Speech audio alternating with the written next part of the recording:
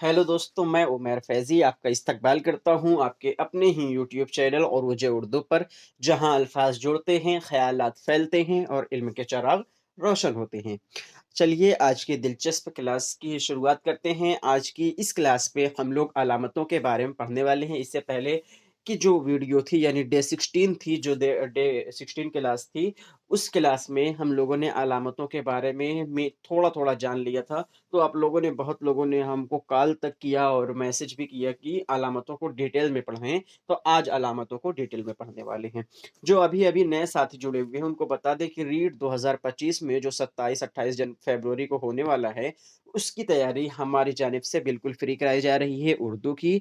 आज इसकी 17वीं क्लास है, इससे पहले 16 क्लासेस हो चुकी हैं। अगर आप नए हैं, तो चैनल पर विज़िट करके जाकर प्लेलिस्ट देख लीजिएगा और चैनल को सब्सक्राइब करना मत भूलिएगा, क्योंकि आपको फ्री दिया जा रहा है, तो थोड़ा-सा हक आपको भी बनता है सब्सक्राइब करने का।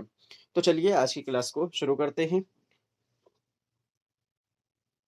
और जो नए हैं उनको बता दें कि फ्री नोट्स के लिए नीचे डिस्क्रिप्शन बॉक्स में 2 लिंक दी गई होगी, एक व्हाट्सएप की होगी और दूसरा टेलीग्राम की होगी। आप वहाँ से चैनल को फ़िलहाल फ्री है, आप उसे जॉइन करके नोट्स को हासिल कर सकते हैं।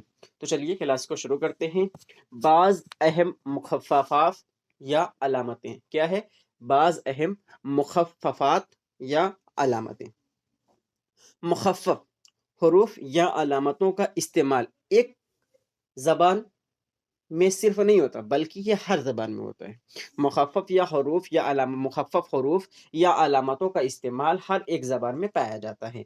उर्दू ज़बान में भी इख्तिसार के लिए, यहाँ पर इख्तियार नहीं रहेगा, इख्तिसार रहेगा। तो इख्तिसार के लिए दर्ज ज़ेल मुख़फ़्फ़फ़ हरूफ या अलामतें इस्तेमाल होती हैं। यानी हर ज़बान में उसकी पेचीदगी को बढ़ाने के लिए अलामतों का इस्तेमाल किया जाता है, या उसको शॉर्ट करने के लिए अलामतों का इस्तेमाल किया जाता है। तो उसी को मुख़फ़्फ़फ़ात बोलते हैं। क्या बोलते हैं? मुख़फ़्फ़फ़ात। ठीक है? मुख़फ़्फ़फ़ात बोलते हैं और या अलामतें बोलते हैं। ठीक है? तो उर्दू में भी ऐसा इस्तेमाल किया जाता है। तो उर्दू के कुछ दिए गए हैं। जैसे हम लोग कोड करते हैं 786। क्या कोड करते हैं? 786। ये है बिस्मिल्लाहिर्रहमानिर्रहीम की आदात। अगर आपने अबजद, हव्वद, हित्ती, कलेबन, साखज़ ये सब आपने पढ़ा होगा, तो आप जान रहे होंगे कि 786 किस तरीके से निकलती है। इसका कोड किस तरीके से 786 निकलता है। यह बिस्मिल्लाहिर्रहमानिर्रहीम की आदात हैं, जो किसी तहरीर के शुरू करने से पहले ऊपर खैर व बरकत के ख़याल से लिख दिया जाता है। यानी 786 हम लोग ऐसे लिख देते हैं, उसके बाद क्या करते हैं अपनी तहरीर वग़ैरह लिखना शुरू करते हैं। तो 786 मतलब होता है बिस्मिल्लाहिर्रहमानिर्रहीम। अब जो लोग अबजद, हव्वद, हित्ती, कलेमन ये पढ़े होंगे, वो लोग जान रहे होंगे कि 786 किस तरीके से निकलता है। एक तारीख़ी नाम होता है, जैसे बे हो जाएगा, सीन हो जाएगी, मीम का अलग नंबर दिया गया है, रे का 1000 दिया गया है। इस तरीके से अलग-अलग नंबर दिए गए हैं। उसके बाद उसको कोड करके जो फ़िलहाल हिजरी चल रही है, उसको माइनस किया जाता है।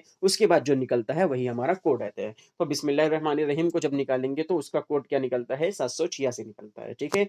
तो ये खैर व बरकत के लिए इस्तेमाल किया जाता है। तो 786 की अलामत अगर बिस्मिल्लाहिर्रहमानिर्रहीम की अलामत पूछ लेगा, किस तरीके से आप लिखते हैं? तो 786 यानी 786 लिख देते हैं, तो ये हमारा बिस्मिल्लाहिर्रहमानिर्रहीम हो जाता है, ठीक है? उसके बाद अल्ख़, अल्ख़ ये इला आखिरा, आखिर तक मुख़फ़्फ़िफ़ है। इसको क्या बोलते हैं?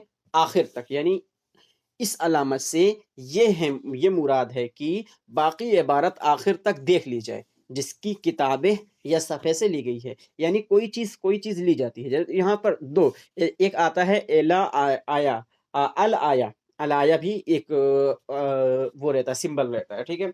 अभी अल ख को देख लेते हैं, एल आया भी होता है। तो इसका मतलब क्या होता है ना? इसका मतलब ये होता है कि जिस किताब से या सफ़े से ली गई है, यानी कोई ऐसा टॉपिक लिया जाता है, एक किताब से लिया गया है ना, एक किताब से ऐसे लिया गया है, हम लोग अलग टॉपिक लिख दिए हैं।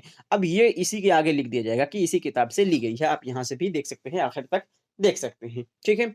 उसके बाद रे लिखा रहता है और ज़ुआद लिखा रहता है, यानी रज़ियल्लाहु ताला अन्हा इसको बोलते हैं। इससे मुराद है रज़ियल्लाहु ताला अन्हा, इसके मानी हैं। इसके मानी क्या हैं? खुदा इनसे राज़ी हो।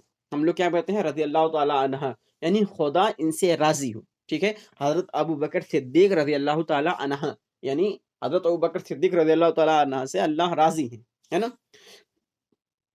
तो इसे सहाबा किराम और शुहदाए करबला के नामों के साथ लिखते हैं। मसलन हज़रत अबू बकर सिद्दीक़ रज़ियल्लाहु ताला अन्हा, हज़रत जाफ़र صادق رضی اللہ تعالیٰ عنہ، حضرت علی مرتضی رضی اللہ تعالیٰ عنہ، ہے نا؟ تو ان پر اللہ راضی ہیں، اور ان کی سمبل جو رہتا ہے رے اینڈ زی، اس طریقے سے زواد، رے اینڈ زواد، اور تھوڑا سا ہے کی طرح ایسا لٹکا دیا جاتا ہے، تو یہ رضی اللہ تعالیٰ عنہ ہو جاتا ہے۔ تو اس کا رضی اللہ تعالیٰ عنہ کا سمبل کیا ہوا؟ اس طریقے سے ہوا، آخر تک کا یہ الخ لکھا جاتا ہے نا؟ اور اس کے پہلے بسم اللہ الرحمن الرحیم کا 786 لکھا جاتا ہے۔ امید ہے آپ کو سمجھ میں آ گیا ہوگا۔ اب ایک آتا ہے رے اور ہے، رے ہے پورا نہیں لکھا جاتا، ایسے کر کے روک دیا جاتا ہے نا، اس طریقے سے کہا جاتا ہے، ایسے کر کے ایسے روک دیا جاتا ہے، تو یہ کیا ہو جائے گا؟ رح ہو جائے گا۔ اس کو کیا بولتے ہیں؟ رحمت اللہ تعالی علیہ۔ اس کا جو سمبل کیا بنتا ہے؟ وہ اس طریقے سے بنتا ہے۔ اس کے معنی کیا ہیں؟ اس پر خدا کی رحمت ہو، یعنی جس کے لیے ہم لوگ اس کا استعمال کرتے ہیں، اس کا معنی یہی ہوتا ہے کہ اس انسان پر، اس شخص پر خدا کی رحمت ہو۔ اس کو بزرگان دین یا اولیاء کرام کے ناموں کے ساتھ یا ان کے اوپر لکھتے ہیں، جیسے خواجہ معین الدین چشتی رضی اللہ رحمۃ اللہ تعالی علیہ، شیخ احمد سرہندی رحمۃ اللہ تعالی علیہ، بابا فری الدین گنج شکر رحمۃ اللہ تعالی علیہ۔ یہ رحمۃ اللہ تعالی علیہ مطلب یہ ہوتا ہے کہ اللہ ان پر اپنی رحمت برسائے، ہے نا، ان پر رحمت ہو، ٹھیک ہے، اس پر خدا کی رحمت ہو، ایسا اس کا معنی نکلتا ہے۔ تو رحمۃ اللہ تعالی علیہ کوئی اولیاء کرام کے ناموں کے یا بزرگان دین کوئی ہیں، ان کے ناموں کے آگے لگایا جاتا ہے، یا اوپر آر ر اور ح لگا دیا جاتا ہے، ٹھیک ہے۔ اس کے بعد آ جاتا ہے سواد، اس کے بعد کیا آ جاتا ہے؟ سواد آ جاتا ہے۔ یہ علامت صفحہ کی ہے، مثلا 140 سواد لکھا ہو سکتا ہے، یعنی 140 صفحہ، ہے نا، 160 صفحہ، 180 صفحہ، اس طریقے سے صفحے کی علامت ہے، یعنی سواد جو رہے گا وہ صفحہ بتائے گا کہ یہ صفحہ کون سا چل رہا ہے۔ اس کے بعد آ جاتا ہے سین اور ہے، سین اور ہے، یہ سن یعنی کس سال کی علامت ہے، مثلا 1902، اس کے بعد نیچے اس طریقے سے ہجری لکھا رہے گا، ہے نا۔ اس کے بعد 1980 عیسوی لکھا رہے گا، ہے نا، 2014 عیسوی لکھا رہے گا، ہے نا۔ تو یہ کیا رہے گا؟ یہ سن ہے، سن کیا ہو، یہ جو لکھا رہتا ہے اس کے نیچے جو رہے گا وہ کیا رہے گا؟ یہی سن بولتے ہیں۔ سن کو ہم لوگ جب لکھتے ہیں ایسے کر کے اس طریقے سے ایسے لکھ دیتے ہیں، تو یہ کیا ہوتا ہے؟ یہ سن کا سمبل ہے، یعنی یہ سال بتا رہا ہے، ٹھیک ہے۔ اب یہ ہجری اور عیسوی یہ دونوں الگ چیز ہے، لیکن یہاں کا مقصد، یہاں پر 1902 لکھا ہوگا، کچھ لوگ یہاں پر کہہ رہے ہوں گے کہ 1902 کہاں سے آ گیا، ابھی 1400 میں ہم لوگ ہیں نا، لیکن یہ صرف اس وجہ سے لکھا ہے کہ آپ کو بتایا جا رہا ہے کہ سن اسی پر لکھتے ہیں۔ امید ہے آپ کو سمجھ میں آ گیا ہوگا۔ اس کے بعد آ جاتا ہے عین پر، آ جاتے ہیں، یہ علامت عیسوی کو ظاہر کرتی ہے، جیسے 2012 عین کی طرح حمزہ لکھ دیا جاتا ہے، عیسوی اس طریقے سے کہا جاتا ہے، تو عین کس طریقے سے؟ یہاں پر سن جو یہ ہے سہ، ہے نا، اس کے اوپر حمزہ کی طرح ایسے عین بنا دیا جاتا ہے، یعنی یہ علامت عیسوی کو ظاہر کرتی رہتی ہے۔ اس کے بعد دچشمیہ، دچشمیہ یہ علامت ہجری سن کو ظاہر کرتی ہے، یعنی جو عیسوی یہ حمزہ ظاہر کرتا ہے، عیسوی یعنی عین اس طریقے سے بنایا جاتا ہے۔ اس کے بعد جو رہتا ہے وہ کیا کرتا ہے؟ وہ سن کون سا رہتا ہے؟ ہجری سن رہتا ہے۔ اور ہجرت کب سے شروع ہوتی ہے؟ جب حضور اقدس صلی اللہ تعالیٰ علیہ وسلم مکہ چھوڑ کر مدینہ گئے تھے، تب سے ہجری شروع ہوئی ہے۔ تو ہے یعنی دوچشمیہ کی علامت کون سی رہے گی؟ وہ سال کو بتاتا ہے، اور کون سی سال کو بتاتا ہے؟ تو ہجرت والی سال کو بتاتا ہے، یعنی آج کون سی ہجری چل رہی ہے، یا ایک سال پہلے کون سی ہجری تھی، یعنی حضور صلی اللہ علیہ وسلم جب مکہ چھوڑ کر مدینہ گئے تھے تبھی ہجری شروع ہوئی تھی۔ اس کے بعد آ جاتے ہیں الہ، الایا، اس کو کیا بولتے ہیں؟ الایا بولتے ہیں۔ یہ مخفف ہے، الہ آخر، آخر الآیت، یعنی اس کا مطلب یہ ہوتا ہے کہ قرآن مجید کی کسی آیت کا حصہ یا ٹکڑا نقل کر کے اس کے بعد میں یہ علامت لگا دی جاتی ہے، جبکہ یہاں پر کیا دیکھے تھے ہم لوگ؟ یہاں پر کوئی چیز کاپی کر کے یہ لکھ دیا جاتا ہے، یعنی یہ کتاب سے لکھی گئی ہے، لیکن جب کوئی جیسے کوئی انسان قرآن مجید سے کوئی آیت کاپی کرتا ہے یا ٹکڑے اس کا نکال کر اس کا ٹرانسلیشن کرتا ہے یا پھر اس کو اپنی زبان میں لکھتا ہے، تو پھر الا الایا یہ کر دیا جاتا ہے الا آخر الآیت، یعنی اس آیت سے لی گئی، اس کا ٹکڑا اس آیت سے لیا گیا ہے، یہ علامت لگا دی جاتی ہے، جس کا مطلب یہ ہوتا ہے کہ باقی آیت آخر تک پڑھ لی جائے، باقی آیت آخر تک پڑھ لی جائے، یعنی اسے آگے بھی آپ آیت پڑھ سکتے ہیں، اور یہ کس طریقے سے قرآن مجید سے لی گئی ہے۔ امید ہے آپ کو سمجھ میں آ گیا ہوگا۔ اب آ جاتے ہیں علیہ السلام کا مخفف جو رہتا ہے وہ، یعنی سمبل جو رہے گا وہ اس طریقے سے رہے گا، عین، ایسے عین کر دیا جاتا ہے، یہاں پر آپ کلیئرلی دیکھ سکتے ہیں۔ علیہ السلام کا مخفف ہے، اس کے معنی ہے اس پر اللہ کا سلام ہو، اس کا معنی کیا ہوتے ہیں؟ اس پر اللہ کا سلام ہو۔ یہ علامت انبیاء کرام کے ناموں کے ساتھ آتی ہے، یہ کس کے ساتھ آتی ہے؟ تو انبیاء کرام کے ناموں کے ساتھ آتی ہے، مثلا حضرت موسیٰ علیہ السلام، حضرت موسیٰ علیہ السلام آیا ہے، اس پر اللہ کا سلام ہو، اس پر اللہ کا سلام ہو، اس کا معنی کیا ہوتا ہے؟ ان پر اللہ کا سلام ہو۔ حضرت موسیٰ علیہ السلام، حضرت ابراہیم علیہ السلام، یہ سب کیا ہیں؟ یہ سب اللہ کا سلام ان پر ہو، اس کا معنی یہ ہوتا ہے، اور ان کی علامت اس طریقے سے عین کی طرح ہوتی ہے۔ اس کے بعد صاد لام ہے، جس کو صلح بھی پڑھ سکتے ہو، لیکن صلی اللہ تعالیٰ علیہ وسلم اس کا جو سمبل مینلی بنتا ہے، صلی اللہ علیہ وسلم کے لیے یہ سمبل بنایا جاتا ہے۔ یعنی اس کے معنی کیا ہیں؟ ان پر اللہ کی رحمت اور سلامتی ہوئی، جس چیز کے جن کے لیے لگایا جاتا ہے، ظاہر سی بات ہے حضور صلی اللہ علیہ وسلم کے لیے لگایا جاتا ہے نا، تو ان کا مطلب یہ ہوتا ہے کہ ان پر اللہ کی رحمت اور سلامتی ہو۔ یہ مخفف صرف حضرت محمد رسول اللہ صلی اللہ تعالیٰ علیہ وسلم کے اسم گرامی یا آپ کے لیے استعمال ہونے والے ضمائر کے ساتھ لکھا جاتا ہے۔ یعنی ضمائر ضمیر کی جمع ہے، یا آپ کا نام ہو، حضور صلی اللہ علیہ وسلم کا نام ہو، یا پھر جیسے جناب کر کے آگے بڑھ جا رہے ہوں تو اس کے آگے یہ صلح یا پھر اس طریقے سے لکھ دیتے ہیں، یعنی صلی اللہ تعالیٰ علیہ وسلم کے لیے یہ بات استعمال کی گئی ہے۔ فار ایگزامپل یہاں پر یہ بھی لکھا جاتا ہے، سواد اس طریقے سے بھی لکھا جاتا ہے صلی اللہ تعالیٰ علیہ وسلم کے لیے، یہ بھی صلی اللہ تعالیٰ علیہ وسلم کا مخفف ہے، اور حضور اکرم صلی اللہ تعالیٰ علیہ وسلم کے نام کے ساتھ یا اوپر لکھا جاتا ہے۔ فار ایگزامپل مثلا آپ جناب رسول اللہ صلی اللہ تعالیٰ علیہ وسلم، اگر صرف ان کا نام نہیں لکھنا چاہتے پوری طریقے سے، اور بات آگے جیسے ان کی بات کر رہے ہیں، تو آپ کے لیے جیسے یہاں پر لکھ دیا، اس کے بعد یہاں پر آپ دیکھ سکتے ہیں کہ کیا لکھا ہوا ہے، سواد سے اس طریقے سے لکھ دیا گیا ہے نا، یہ صلی اللہ تعالیٰ علیہ وسلم اس طریقے سے لکھ دیا گیا ہے، یعنی ان کا اگر نام پوری طریقے سے نہیں لکھنا چاہتے تو آپ اس طریقے سے لکھ سکتے ہیں، ہے نا۔ لیکن یہاں پر ایک چیز بتا دیں کہ نوٹ یہ بات یاد رکھیں کہ حضور اقدس صلی اللہ تعالیٰ علیہ وسلم کے نام کے ساتھ ان دونوں کا مخفف نہ لکھ کر پورا صلی اللہ تعالیٰ علیہ وسلم لکھنے کی عادت ڈالیں، کیونکہ یہ باعث ثواب ہے اور باعث خیر و برکت بھی ہے۔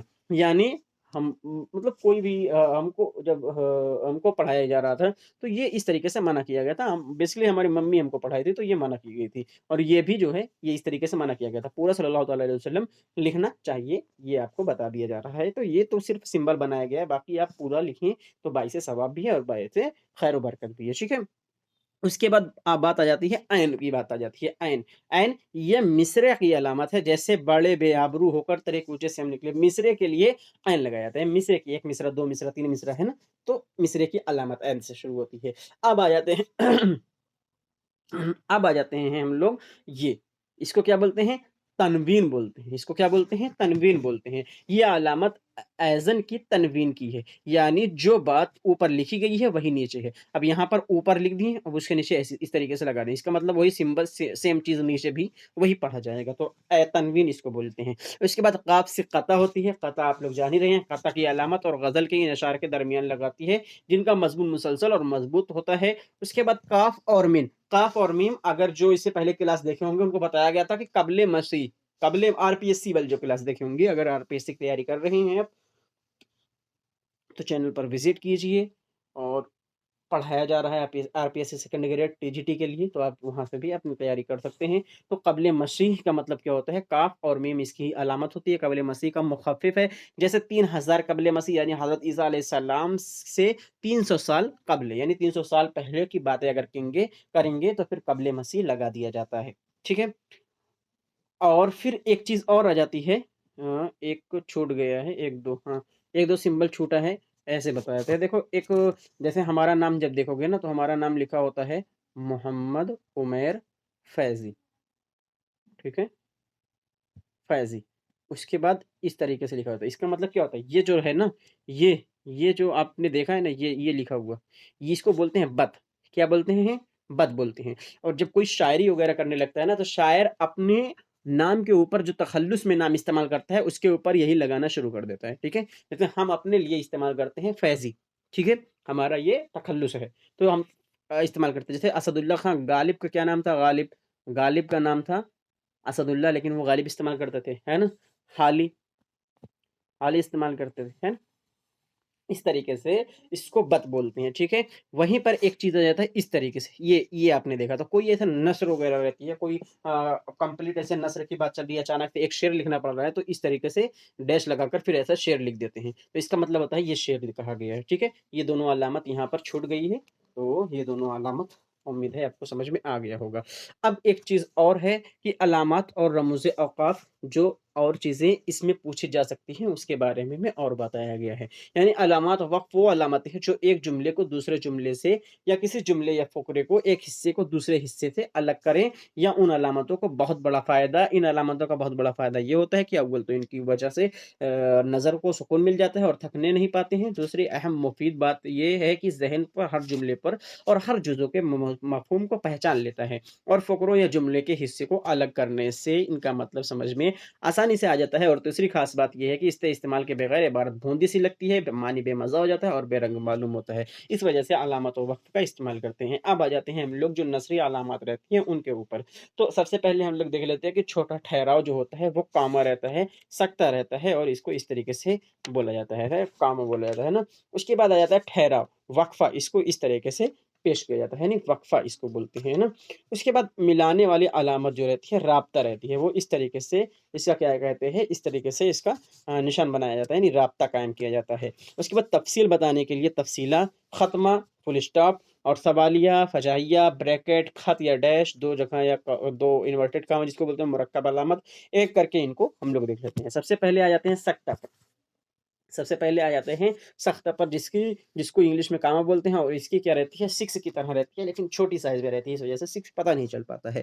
تو یہ کس طریقے سے ہوتی ہے، ایک ہی قسم کے کلمے یا ایک ہی قسم کے کلمے یا ان تین کیا رہے گا، یا ان تین یا تین سے زیادہ لفظوں کے بیچ میں جو ساتھ ساتھ استعمال کیے جاتے ہوں، آخری دو لفظ کے بیچ میں حرف عطف یا اور آتا ہے، جیسے لکھنؤ، الہ آباد، ہے نا، بنارس، بجنور، گورکھپور، یو پی کے بڑے شہر۔ اب اس کا مطلب کیا ہے، اب اس کا مطلب سمجھ لیتے ہیں۔ دیکھو سختہ مطلب کیا ہوتا ہے، سختہ مطلب یہ ہوتا ہے کہ اگر دو چیز ہم لوگ ساتھ ساتھ استعمال کر رہے ہیں، چاہے تین چیز ہو چاہے چار چیز ہو، ہے نا، تو لیکن اب اس کے لیے ہم لوگ استعمال کر رہے ہیں تو بیچ میں کیا کرنا پڑے گا، ہم کو کاما اس طریقے سے لگانا پڑے گا، کاما لگانا پڑے گا، جس سے یہ ہوتا ہے کہ ہم کو ٹھہراؤ، جیسے الہ آباد ایک الگ چیز کے بارے میں بیان کیا جا رہا ہے، بنارس ایک الگ چیز کے بارے میں بیان کیا جا رہا ہے، بجنور الگ چیز کے بارے میں کیا جا رہا ہے، اور گورکھپور الگ چیز کے بارے میں، یو پی الگ چیز کے بارے میں کیا جا رہا ہے۔ تو اس کا مطلب یہ ہے اگر ہم لوگ اس میں کاما لگا دے رہے ہیں تو وہ ڈیش پتہ چل جا رہا ہے اور ہم کو سمجھ میں آ جا رہا ہے کہ یہاں پر ہم کو رکنا ہے، یہاں پر معنی بدل رہا ہے نا،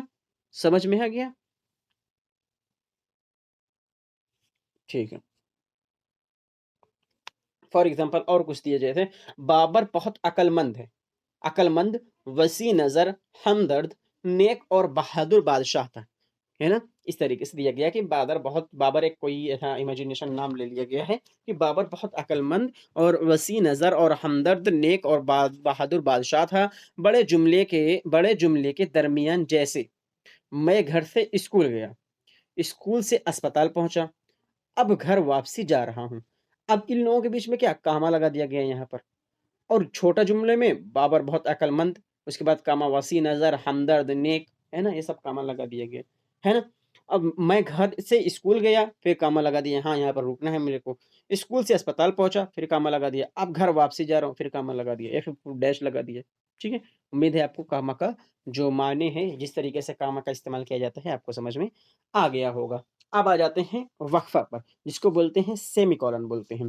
اب اس کو کیا بولتے ہیں، سکتے سے زیادہ ٹھہرنے کی ضرورت پڑے تو اس کو وقفے، سکتے سے جو سکتا ہے ہمارا، سکتے سے زیادہ ٹھہرنے کی ضرورت پڑے تو وقفے کا استعمال کرتے ہیں۔ جملے کے لمبے لمبے اجزاء کو ایک دوسرے سے الگ کرنے کے لیے سکتے کی جگہ وقفوں کا استعمال ہوتا ہے۔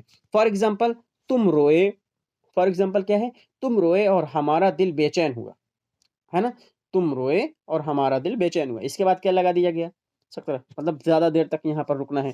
تمہاری انگلی میں کچھ ہوا، ہے نا، تو ہمارے دل پر چوٹ لگی، پھر یہاں پر رک گیا۔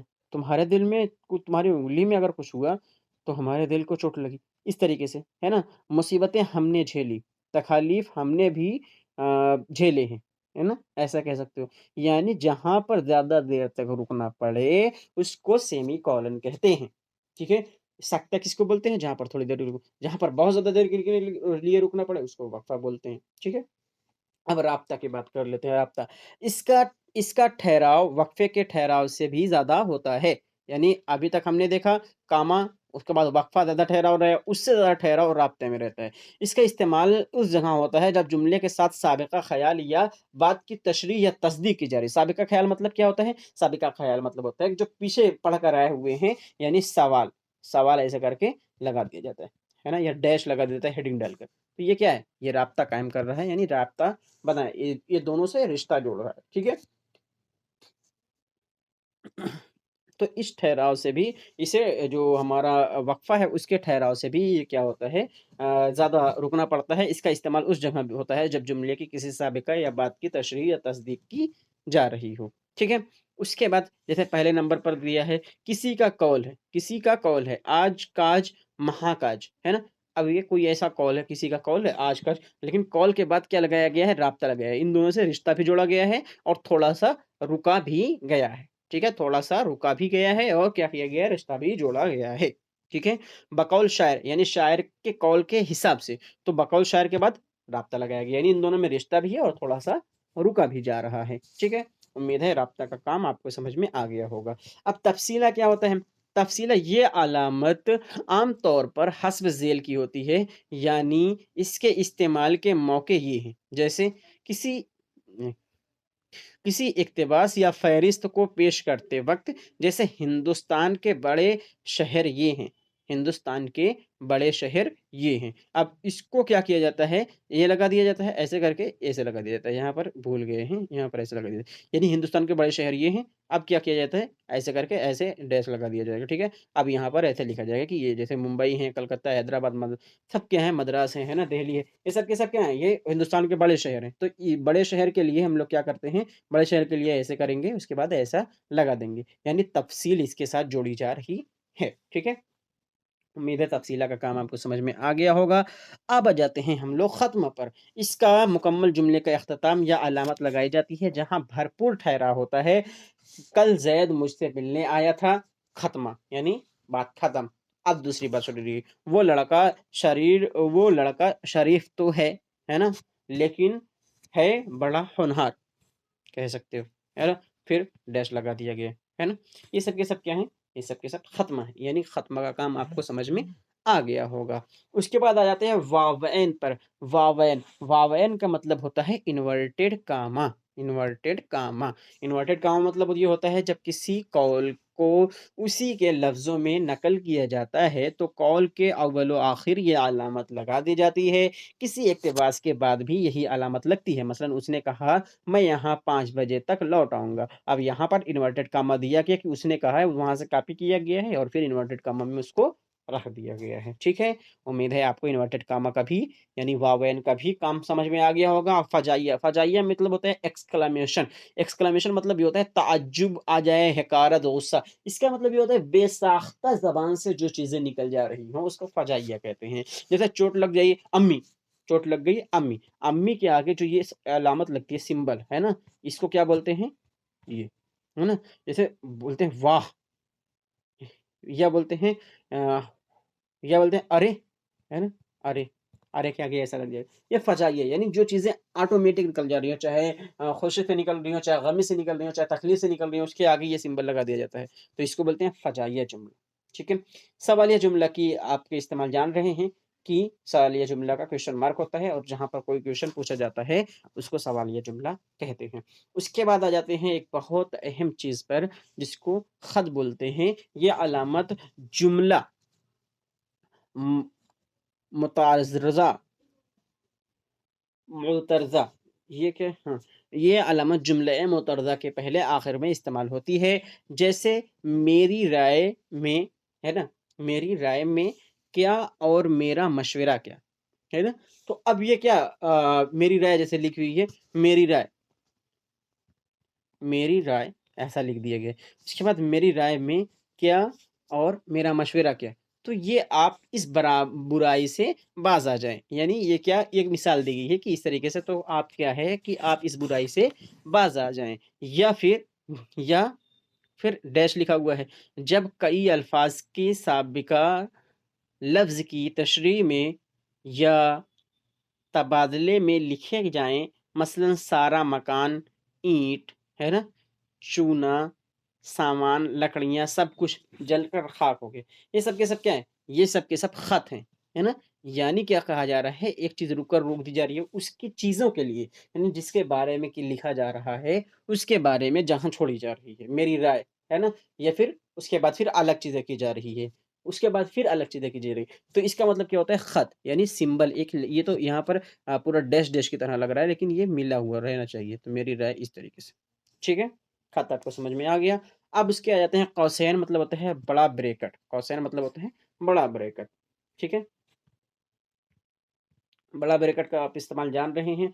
लास्ट में एक चीज़ बन बचता है जिसको हम लोग बोलते हैं ज़ंजीरा, जिसको हम लोग बोलते हैं ज़ंजीरा।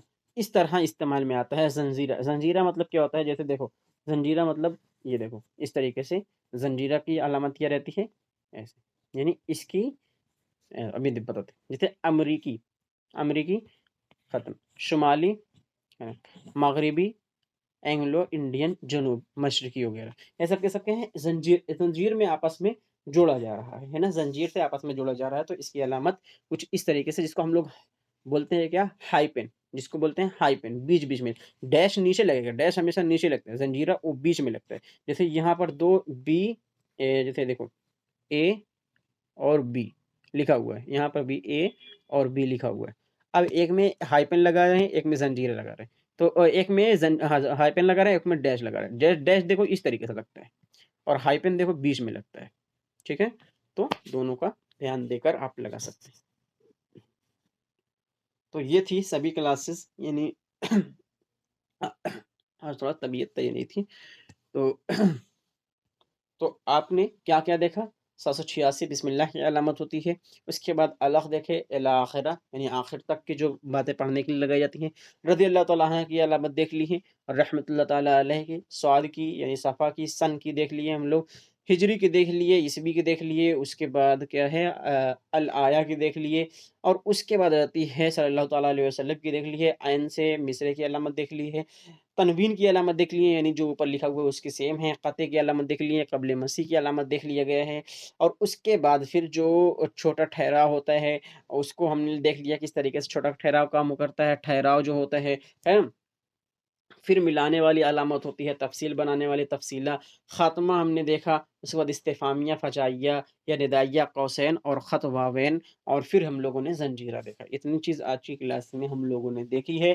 क्लास कैसी लगी ज़रूर बताइएगा और कल से अब हम लोग शुरू कर रहे हैं जो भी आपके अब अभी यहाँ तक मामला सब ख़त्म हो गया है, यानी जो आपकी थ्योरी का। अब कल से जो आपकी पेडागॉजी पूछी जा रही है, जैसे सुनना, पढ़ना, लिखना, ये सब चीज़ें कल की क्लास में हम लोग पढ़ेंगे। तो क्लास कैसी लगी ज़रूर बताइएगा। अगर चैनल पर नए आए हैं तो चैनल को सब्सक्राइब करके जाइएगा। फिर मिलते हैं आप लोगों से किसी अगली क्लास में। शाद रहिए, आबाद रहिए, खुश रहिए, ज़िंदाबाद रहिए। खुदा हाफ़िज़।